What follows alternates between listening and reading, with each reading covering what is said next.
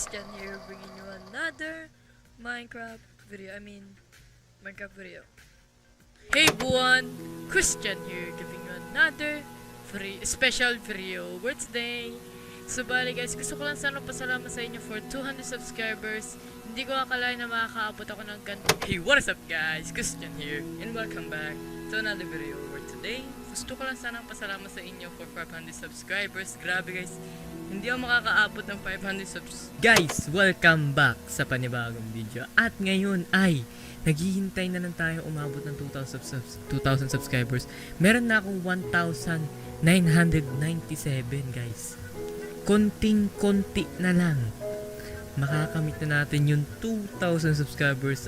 So alright sa inyo mga chikoy, welcome pa sa panibagong video. As isang special video sa inyo guys. Today, Wednesday, nag-hit tayo ng 5,000 subscribers January 31, 2018. Last pa ng January kung saan kailan naging 2018. So yun guys, ang nagawa na natin ng ating sarili kong DIY na play button. At ito siya. At para sa akin, it's pretty good. Like, ang ganda ng kinalabasan niya. Akala ko nga, hindi siya ganun kaganda. Yung parang, hindi siya. Pero, ano lang to guys, para sa inyo to. Parang remembrance lang natin to na nagka-10k subs tayo. March 2, 2018. As in, sarili ko talagang gawa to. Gusto ko lang sana magpasalamat sa inyo for 50,000 subscribers. Grabe guys. Laki ng number na yun. Itong araw na to, July 5, 2018, dumating ang isang award ko. Like, oh my God! I can't believe na hinahawakan ko na yung play button. So, kaya lang naganda para lang magmukhang parang sineselebrate natin yung 300k. So, siya na kayo hindi ako nagpagupit dahil it's, 11 ng gabi. So, yun nga guys. So, maraming salamat sa 300,000 subscribers. At sana naman ay patuloy tayong mag-grow. We did it! Na-reach natin ang ating milestone na 500,000 subscribers. I think in 6 months. It's a very large number to be honest guys. Kasi grabe kalahating milyon na tayo ngayon. Which is another 500. 1 million subscribers na tayo, which is makuha natin yung gold play button. Kasi, ano sa mga chiko, welcome sa panibagong video ngayon. Ay magagawa na naman tayo ng special video. So, dahil mapunta tayo ng 700,000 subscribers. Kasi siya na kung delay yung video.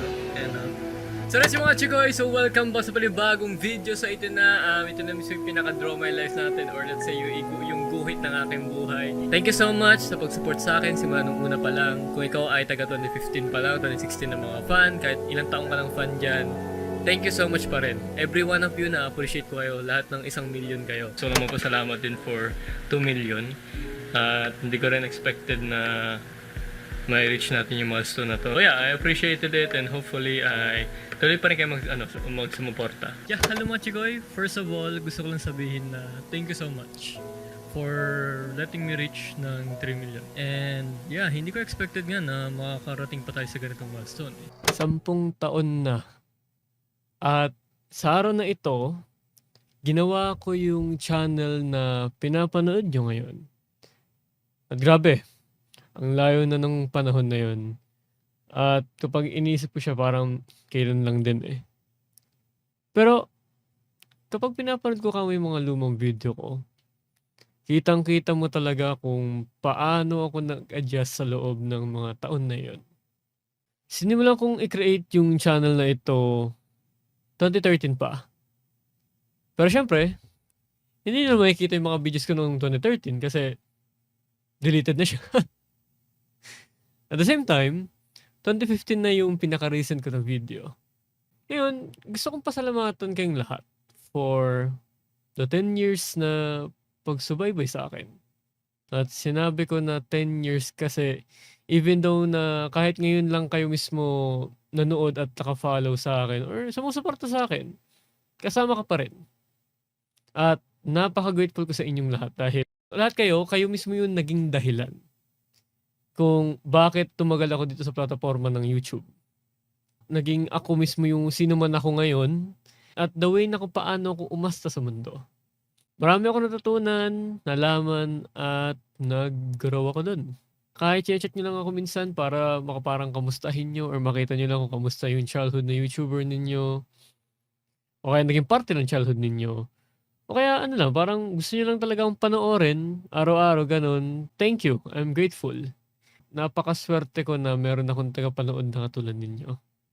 At noon napaka-iba talaga ni YouTube kumpara mo sa ngayon, Kasi ngayon magiging totoo ko sa inyo, minsan may times talaga na ang hirap mag-keep up talaga sa mga bagay-bagay. Kasi ang dami ng competition at nagbabago yung plataporma ng YouTube araw-araw. Just like parang oras lang din. Oo, alam ko naman na hindi mo kailangan makipagtaasan ng competition sa mga ganitong ano. Pero kasi, syempre, you have an image, you have a channel, tsaka audience to keep. Syempre, di ba? That's why nagiging competition siya. At wala namang masama dun, as long na wala ka namang tinatapakan na tao, sinasaktan, di ba? Competition is a good thing if you want to prove and improve something. But in the end, I'm just happy kung anong meron ako ngayon. Kaya okay na ako dun.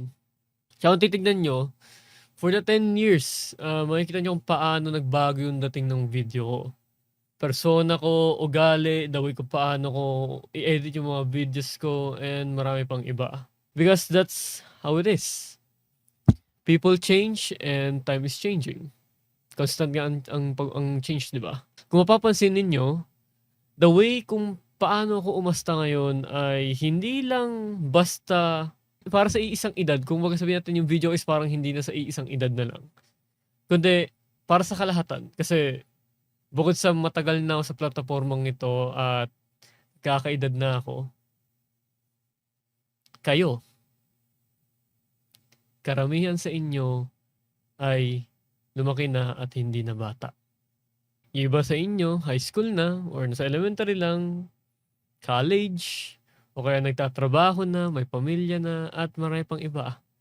At hindi over-exaggerated yun at totoo yun. Kasi marami akong na-meet ng mga chikoy na nakapaloob sa mga sinabi ko kanina. At itutuloy ko yung paggawa ng videos at pag-upload as long na kaya ko. Kasi nag-enjoy ako sa ginagawa ko at I'm so lucky na nagagawa ko yung gusto ko sa buhay. Dahil natutuwa ako. Even though na gusto ko man sundin si algorithm sa YouTube para sa relevancy, ang ginagawa ko sa sinusunod ko yung algorithm pero mas lamang yung pagsunod ko sa sarili at kagustuhan ko. Dahil ayoko na ulit makontrol ng algorithm eh. At gawin yung gusto ko dahil lang sa dahilan na yun.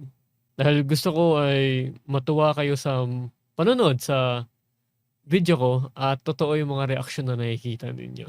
Hindi peke dahil maski ako, hindi ko naman ma-enjoy kung ganun yung gagawin. Kaya what's the point para gawin siya, di ba? Maraming salamat ulit sa pagsama at subaybay sa akin for this past 10 years. Ang tagal ng taon na yun. Sobrang dami nangyari sa loob na yun. And I couldn't done it without you mga chikoy. Kaya ingat kayo palagi and kita kasi tayo sa susunod na video. Sayonara.